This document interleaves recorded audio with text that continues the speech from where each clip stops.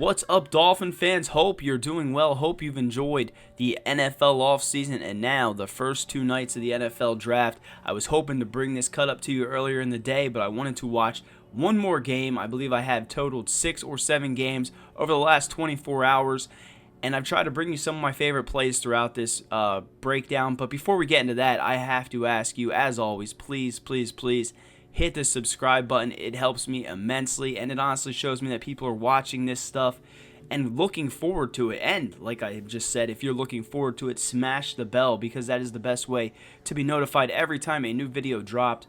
The last one I did, I believe, was a breakdown on Zach Wilson, quarterback 2 of the Miami Dolphins. I will be doing more cut-ups on the free agency class. I tend to go in and out of waves. You know, you're feeling good one day, down the next. I try to do as much as I can, but with the draft starting, I was starting to get motivated and wanted to come on here and do a Kenneth Grant breakdown. So that is what this is. This is, again, a total of 6 or 7 games. The first one was the Ohio State game from the 2023 season, which ironically enough was Kenneth Grant's best season at Michigan. He played in all 15 games, 5 starts, 29 tackles, 3.5 sacks, helped his team win a college football national championship and a Big Ten title.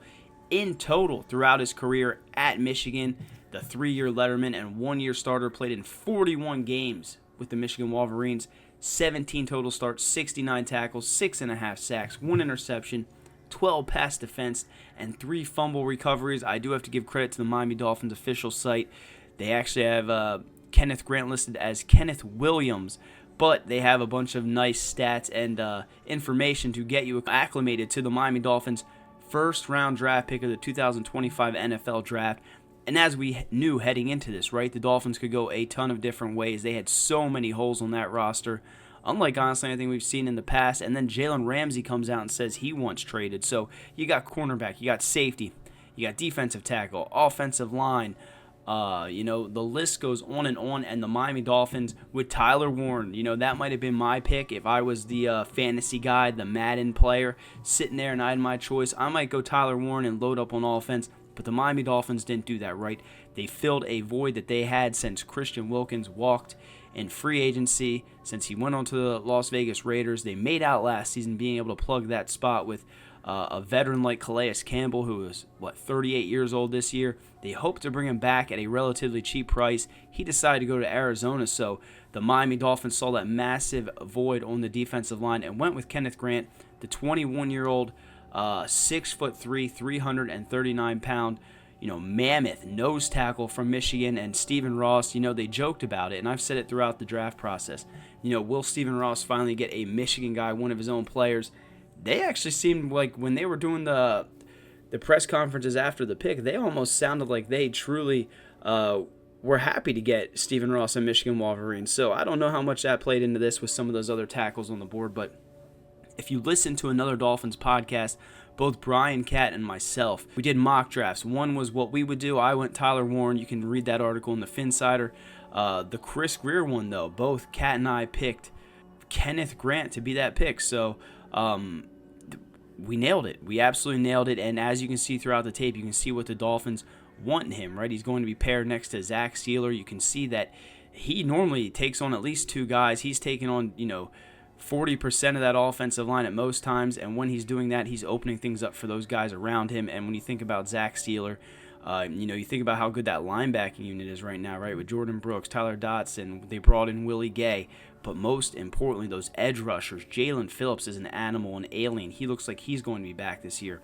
Chop Robinson has one of the quickest first steps in all of football. And then Bradley Chubb should be trying to get some of those incentives that, the Miami Dolphins now have in his contract. So to add Kenneth Grant to this, a guy that can play nose tackle, can, again, beat some of those interior offensive linemen. I mean, you can see him. He's pushing some of those guys back like they're blocking sleds, using some of that power.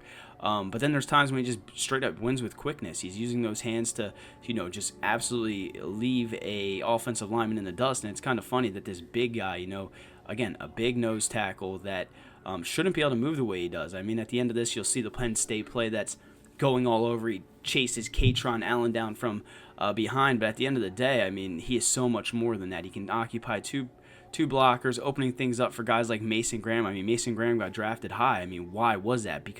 Probably because it had a little bit to do with Kenneth Grant being right next to him, and vice versa. But adding him, I think Jake Mendel said this on Blue Sky. Haloti Nada was a name brought up, I think, by Daniel Jeremiah. I mean, you can see that this guy is going to be a game changer. He is a game wrecker who lives in the backfield, can do things, can stun a little bit, can play 3-4 end if you need him to. I don't want to get sidetracked here, but I hope you guys like that Mario star to kind of implicate where he is.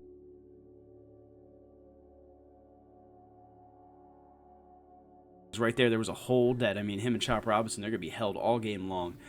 But to get back on task, Kenneth Grant is a beast. He's a player that it sounded like, by all accounts, that many teams were interested in him. I know that that's what most GMs and head coaches are going to say.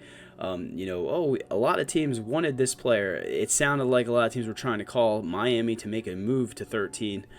We saw the clock literally ticking down, and as you saw, as the draft went on, people weren't really going after quarterbacks. So it is very possible that teams were calling up to get Kenneth Grant, like Chris Grier said. The Miami Dolphins stayed there, made that pick, and again, I believe this was a home run pick. Not the sexiest pick, and again, I can understand why people think you had Christian Wilkins. You shouldn't have to do this, but I think he might even be better, and maybe that's just part of me maturing as a fan, right? You're younger, you love those skill players. But as you get older, you realize it's about building the trenches. So as much as I would have wanted a Tyler Warren, as much as maybe we wanted Ashton Genty to fall, something crazy like that, the Dolphins are building the trenches. And as I'll get into with their day 2 pick, same thing, right? They're bringing in guys that can come in day 1 starters, and that's what Chris Grier said they needed. So hope you enjoyed this breakdown. Hope you enjoyed watching Kenneth Grant. Again, this was 6 or 7 games, all of them from the 2024 season, except for the Penn State game and that clip at the end, I believe. But he's a game wrecker, and another thing that you could love out of him is his motor. He just never quits. Look at him right there, just absolutely bullying, just pushing the lineman back. Here's a game against Oregon. I believe this is my last one, but there you can see some of the quickness. He's an unreal athlete. I joke that I love making the Pokemon comps. I say that this is Snorlax on roller skates.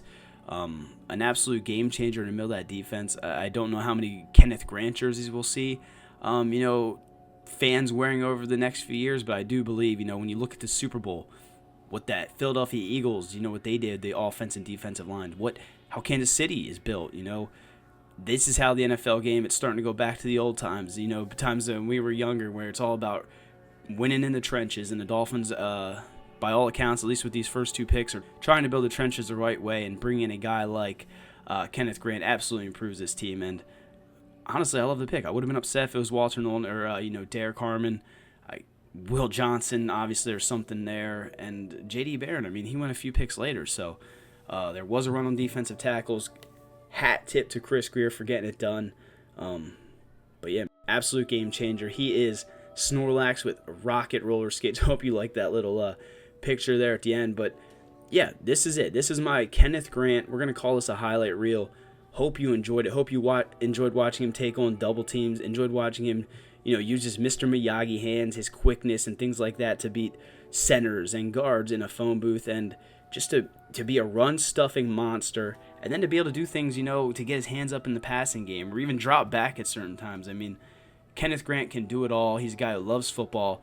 The Dolphins, it was a home run pick, and it sounded like that was their guy all along. So bravo, Chris Grier. Bravo, Mike McDaniel. I know you guys are on the hot seat, but adding Zach Sealer, adding Kenneth Grant next to Zach Sealer is an absolute game changer with those pass rushers, with those linebackers, and with what they're going to ultimately, hopefully do with adding some cornerbacks and things in the secondary. Anthony Weaver should be licking his chops, and Dolphin fans should be excited. But that's it, guys. Hopefully you enjoyed this. Hopefully you enjoyed hearing my voice. This is a way for me to hopefully be able to monetize this, and also to, give my thoughts on the Kenneth Grant signing. I could go in here and, break down plays and, slow them down and things like that. And if that's what you want, I can gladly do that. But I feel like it's better to let you watch a tape, make an opinion on your own, and just maybe just hear my voice for a little bit. So thank you so much for tuning into this video. I will be on later this weekend with Jonas Savanaia. The Dolphins drafted him in the second round. Actually traded up for him, so blockbuster move there, kind of, sort of, and it fixes the offensive line. So again, please hit the like button, please subscribe, smash the bell, do it all. Let me know what you think of this video, and